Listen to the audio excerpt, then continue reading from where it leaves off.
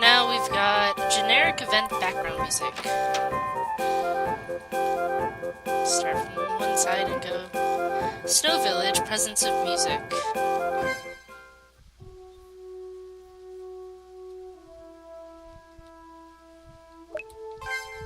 One of the background music exclusive to Refinery cameo event is actually Tomomi's theme in that game. Huh. Dazzling Forest, presence of music.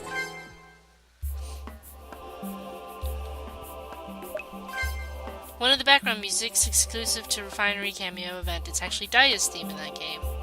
So is this one going to be Shiyu's? Yeah. It's Tomboy Princess, a matcha music atelier.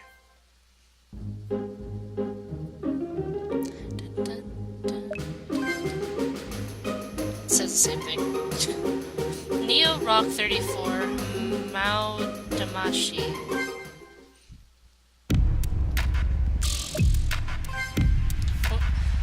Again, Refinery. Chain of Apathy, Rengoku Teien. It's probably, yeah, it's the boss music.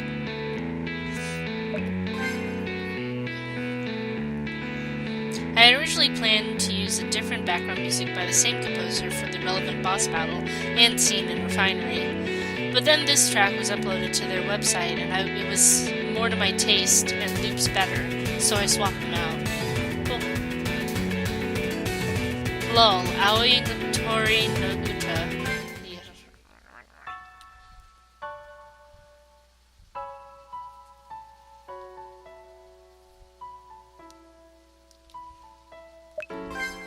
This background music is mainly used during Luminoso and Mayron's reminiscing about the past in Movement 3.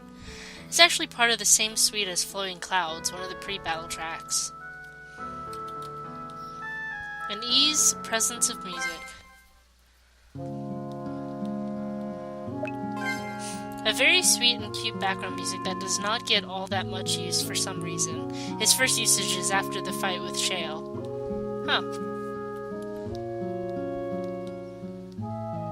Fantasia, Conte de Fées.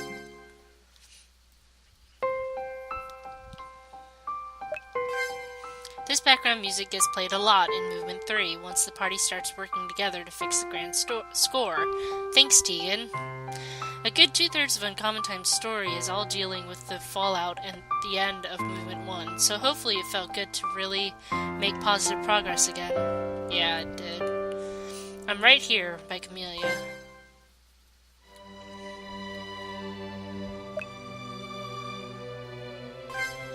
This piece first plays when Alto returns safely from Uncommon Time 1. Although she slowly becomes more expressive over the course of Movement 2, this is the point in the game where she becomes way more emotionally open and she's got a ton of new face graphics to demonstrate it. Assets hell. I keep setting myself back to assets hell. Anyway, with Alto being more self-aware and direct, the whole party begins to communicate more healthily and everyone starts cooperating much better.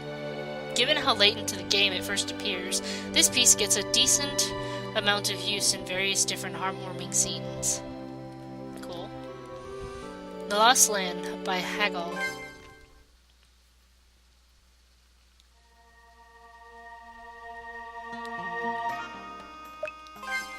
This is a pretty long piece, so I wish I had used it more and given the players the opportunity to hear more of it. The main scene that comes to mind in regards to this background music is Alto's departure for her Uncommon Time. Okay. Leaning Tower, a matcha music atelier.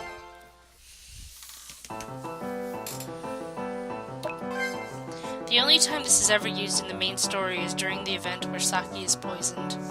It does make another appearance during a certain side quest, though. I really like the pizzicato bit in the middle. Oops. I didn't even read that one. Ah, Grassfield Dancing.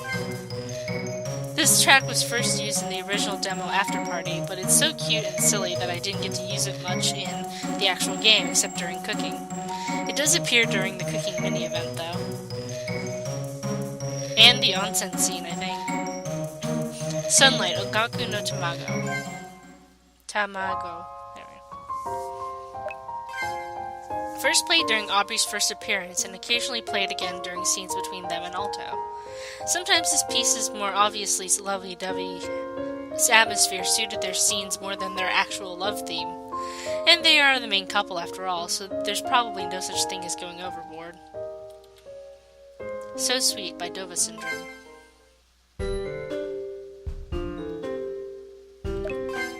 This was initially just going to be a background music for the quiz sequence in Euphony Temple. But before I realized it, it had already been solidified as Poetico's theme in my head.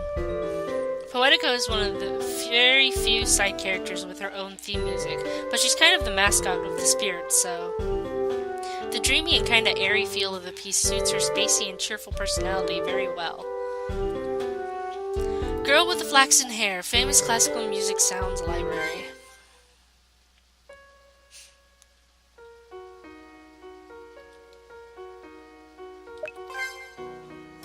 One of my favorite Debussy pieces. It gets played a lot during calm scenes or ones with a lot of reasonable discussion, and I also use it as the backing for the end roll in the first demo after party. Cello Sonata, Ongaku no Tamago, calm event background music.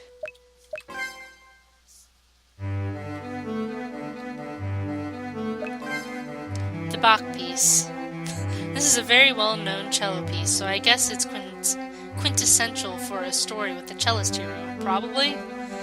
Like Girl with the Flaxen Hair, it's a pretty mellow piece and can be used in lots of different kinds of scenes. Trio, Hagel, let's see.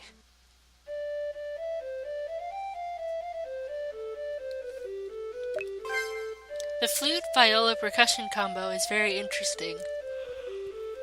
Sorry. I use this piece a lot in scenes that involve discussions of the past. It first shows up at the same bit of the game as Shining Bird, but its more tense atmosphere made it less suitable for throwing it in any old scene, so it gets used a little bit less overall. Mr. Shining Bird, Hagel.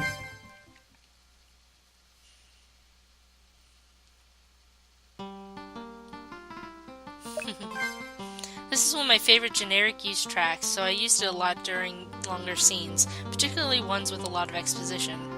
It's nice to listen to. I like the bridge section especially. Starting from Movement 2, this is a piece that gets a lot of use, especially during scenes where characters open up about their past. Murdered, H-Mix.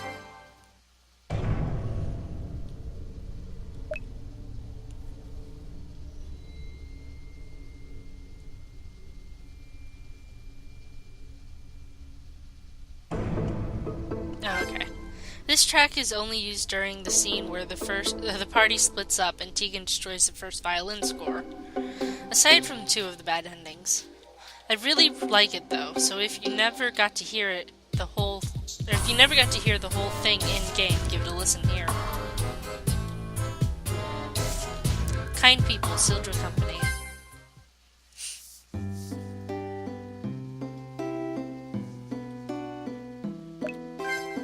One of the generic background musics that saw a lot of use.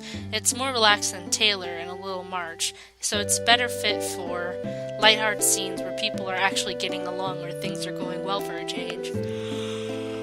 Why am I yawning so much right now? It's weird. Promenade, Census Circuit.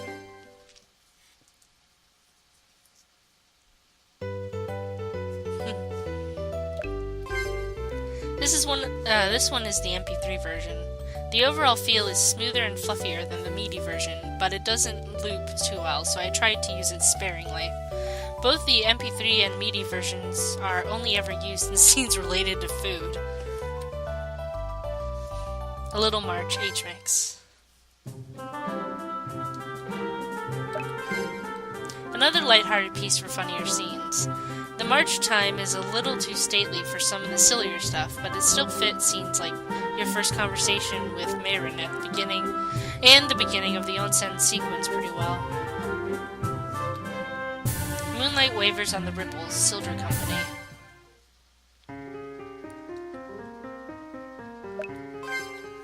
This track got a lot of use in various different circumstances in every single movement. It's sad without being too overstated, so it's easily used in any sad or serious scene. Given the nature of this game's story, it was natural that whatever piece I chose for that kind of thing would get played a lot. Also, this is neither here nor there, but I really like Sildra's taste in titles. I like the latter parts of this piece a lot, so I hope you get to hear that at points. Clear Deep Blue, Census Circuit.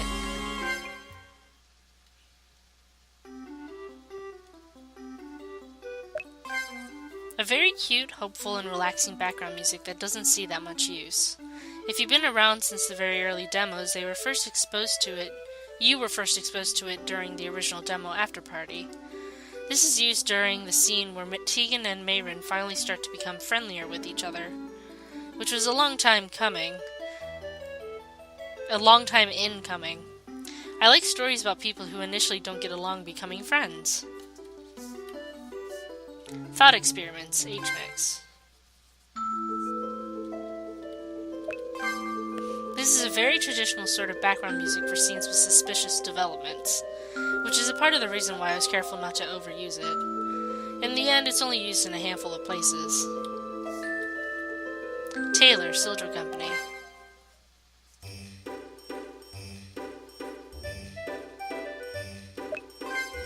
This background music gets a lot of mileage, so I'm sure it's pretty familiar to you by now. Yes, the cast of Uncommon Time are all capable of being pretty silly, individually and collectively, so it's good to have a cute piece like this one available for the more humorous scenes in the game. Yeah, that's true. Oop. Now we've got story event background music. Oh, I didn't press C again. Alright. Beckoning, Ongaku no Tamago.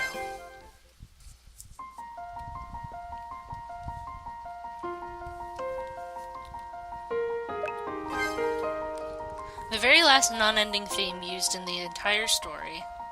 I had it picked out for this particular event well in advance. The End of Time, Timeless Berry.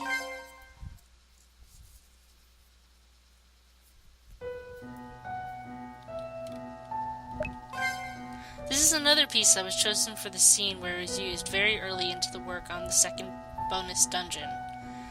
It fits both the atmosphere of the dungeon and the scene itself, and as luck would have it, the scene's about long enough to last one full loop. I like the music box bit at the very end, so I'm glad for that. A Mansion with a Kitten, Timeless Berry.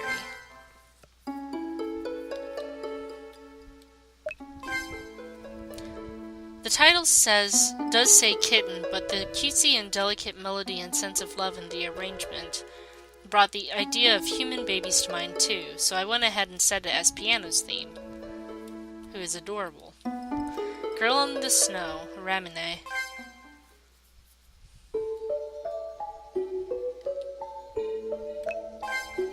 The melody of this piece is light and whimsical, but the instrumentation makes it feel very lonely. So this made it a good fit with Arietta's more serious scenes in Grand Pause. The price of Arietta's ability level, intellect, and way of thinking is that she grew up incredibly isolated. For most of her early life, though. That's just something she takes for granted as natural. For all of that, I used this piece for some of her romantic scenes with Altair and conversations with Chantal too. It's cute. Couple, Sildra Company.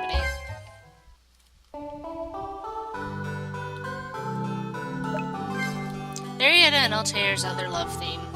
It's really warm and domestic. I love couples that just sort of make you want to yell, "You guys are so married!" at your screen. So having a piece with a super lovey-dovey aura like this one to express Arietta's and Altair's super marriedness was great. Also, this is neither here nor there, but for some reason this piece reminds me a lot of the music from the Mother series. Don't know what that is. Main Street by Ficusol.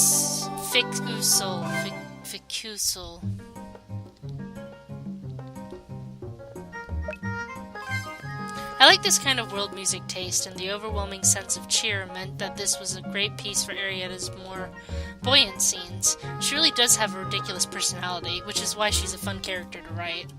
I think this wound up as one of the more commonly used pieces in all of Arietta's flashback sequences. This track is also used in the second demo after party. Black Glass, Ficusel.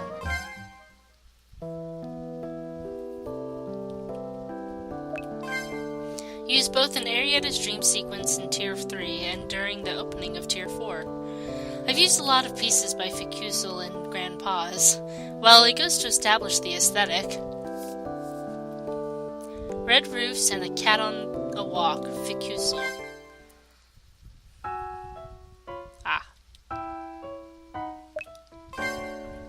I wasn't sure if I would be able to actually get this piece so that I could use it, but thanks to my senpai I was able to obtain it. It's very cute, and I love the combination of strings and woodwinds. It's a great piece for cute, funny, and relaxed conversation, so I've used it in a few scenes in Grand Pause, as well as in the second demo after party. I was so happy to have it, I couldn't make myself wait for Grand Pause. Where the Flower Vase Lives, by Ficusel. This piece grabbed my heart from the first time I gave it a test listen on Ficusel's website. Thank you again, senpai. And I knew that I would be able to use it as a Chantal piece.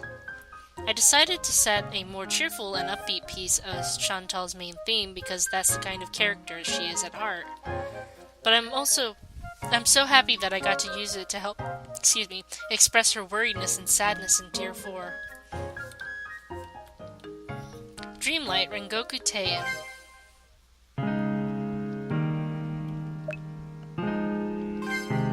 I picked this piece up at around the same time I was firming up my outline for Tier 4 of Grand Pause, and it was so perfect for the scene where Chantal agrees to take part in Arietta's ensemble that I grabbed it to use right away. It's a little traditional, but compared to the largely world music and folk pieces used in Grand Pause, I think that actually makes it stand out even more.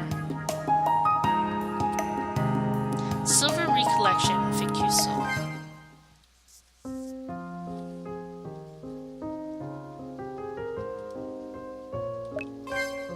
This is also used as the ending theme to the second demo after party. I was so happy to have it I couldn't help myself. Thank you, senpai. Anyway, this track is the backing to Arietta's recollection of the original world tuning. The piano instrumentation keeps it calm, but the melody and waltz time are still very gallant. I love it. The Bishop's Daily Routine, Ramine and Ficusel.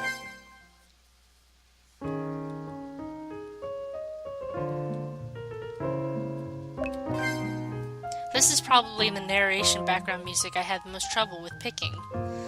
It worked really well with the opening scene to Tier 4, so I decided to keep using it for that too. I like Ramine and Ficusel both a lot individually, so being able to use a collaborative piece from both of them is really cool. Night of the Frozen Moon, Timeless Berry.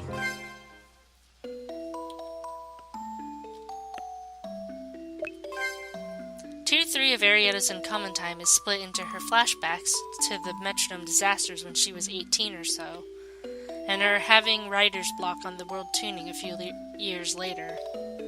Arietta's PTSD is pretty understated compared to some other members of the cast, but I wanted to be sure to portray it as an actual thing that had an impact on her life. She's already indignant enough of having found something that she wants to do that she can't accomplish easily, but that's almost certainly something that's affecting how she thinks and acts at this point in time. Wandering Way, Timeless Berry.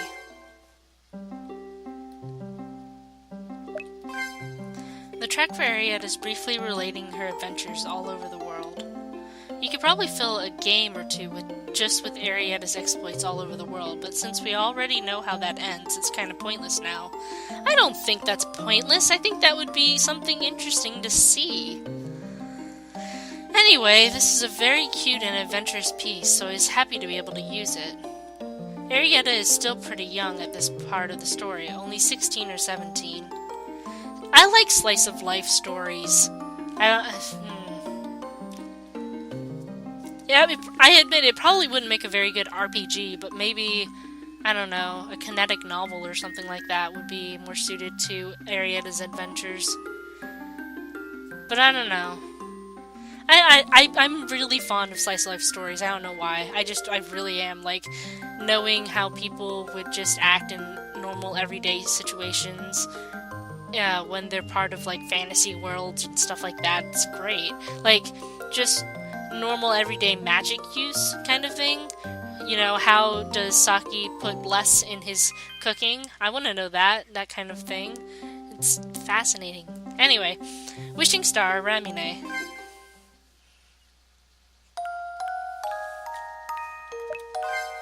I decided to give Arietta's Uncommon Time almost entirely exclusive background music, so part of getting way too into it was deciding to use separate tracks for each part of Arietta's introductory narration to her flashbacks. The first tier of Grandpa's takes place when she's still a very young child. The sense of pride and loneliness to the piece works well with how alienated she was from the people around her. Momoka's Piano, Hagal.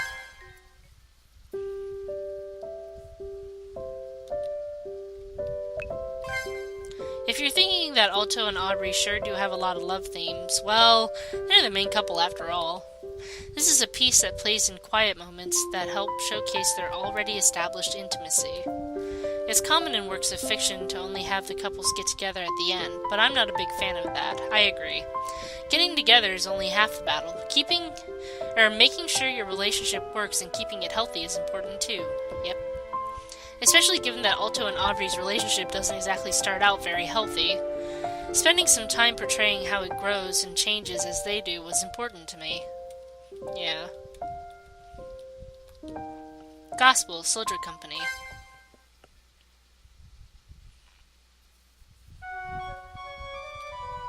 This plays a lot.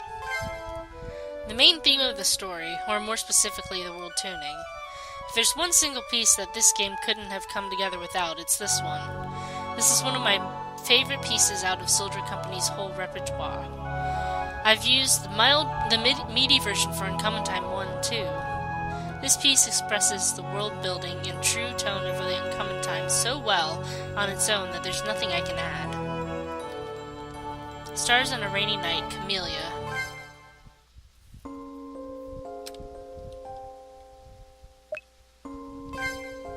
A very short loop that is only used in the brief sequence where Saki and Meirin's graves are shown in Ending 4. The melody of this particular piece is great on its own, but I really love the ambient sounds of rain in the background. Ending 4 is the most messed up of all the game's bad endings, and I put a lot of love into it. You can see that in both the lengths of the ending and the number of unique tracks used in it. You can see, okay. I don't know. I still don't know I don't think Ending 4 was a bad ending, though. From my perspective. I mean, it wasn't a good ending. It was just an ending. I don't know. I have mixed feelings about it. Anyway. BWV 147. Famous Classical Music Sound Library. If you're listening to this and you want to know why I think it may or may not have been a bad ending, then you can hit me up on Tumblr and I'll try to explain in a more, I guess concise is a good word, or non-babbling kind of way, because I'm not very good at articulating my thoughts out loud. The infamous Bach piece. If you're Christian, maybe you've heard it in church. I first came upon this piece in a very famous anime, and I liked the piano version there so much I was a little disappointed that I couldn't find a piano arrangement available. Too bad. Personally, it feels a little odd to use such a religious piece in a game like this, but I still like it, so it went.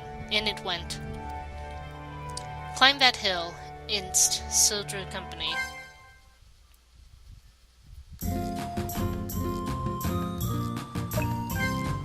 I used the instrumental version as a backdrop to the party's discussion of their plans for the future in Ending 2. Without a united cause to keep them together, the party winds up splitting to the four winds. The mixed optimism and bittersweet air to this piece works well with that, I think. Minstrel Song, Dal Segno.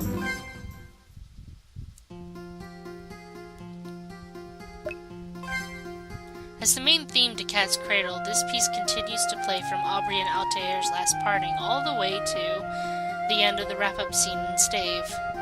This song was originally one of the candidates for Altair's theme, but it just felt too strange to not give him a piano piece when so many of those are available. Aubrey, on the other hand, is actually a woodwind player, so this works better as a wrap-up for their character arc. It's quite a long song, so being left on for so many scenes hopefully means that you got to hear about a loop's worth. Be Not Defeated by the Rain by Camellia.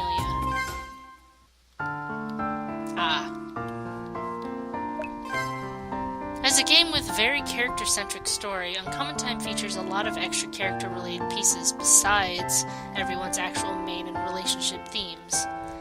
You don't get to hear this piece until the very late into Saki's character arc, when he finally starts to open up to Alto more of his own volition. Alto and Saki are the characters cut more or less from the same cloth. If you've recognized the homage, you know what I mean. So Alto can already read him pretty well, but Saki can't actually get help until he starts to tell the truth. Saki's main theme and his and Mayron's love theme are more about his facade. This piece is about what lies beneath it. Dusty Toy Box, Camellia.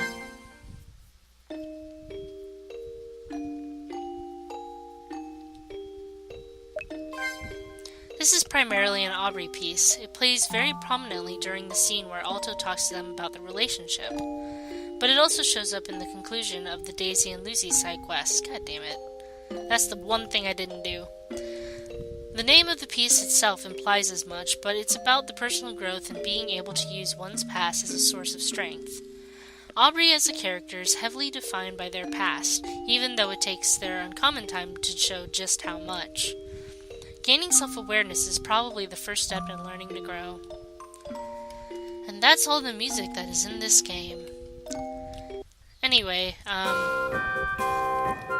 I would just like to say, I'm going to return the title screen. Once again, thank you for watching. This was an amazing game. Amazing. I would play it 5 times over. I probably will in various times of my life. It was amazing. And, like I said before, articulate thoughts, though. I don't know what else to say. I'm in love with this game. I'm in love with the concepts, and just, even though I have no understanding of music, it still is, like, the psychology of the characters and the, just, everything that's happening that makes this game up is fascinating and also horrifying at the same time, and, you know, it's both heartwarming and bittersweet. I don't know. It's an amazing game, and I would recommend everyone to play it. Everyone ever. Or watch this, I guess, for my friends, because a lot of my friends don't want to play a game for 15 hours. But, you know, I don't even know what to say, but, you know, my name's been Sindra. Thank you for watching, if you've been watching this long. Thank you, Feral Phoenix, for making this game and letting me play it, and record it. Yeah. I love you. Bye-bye.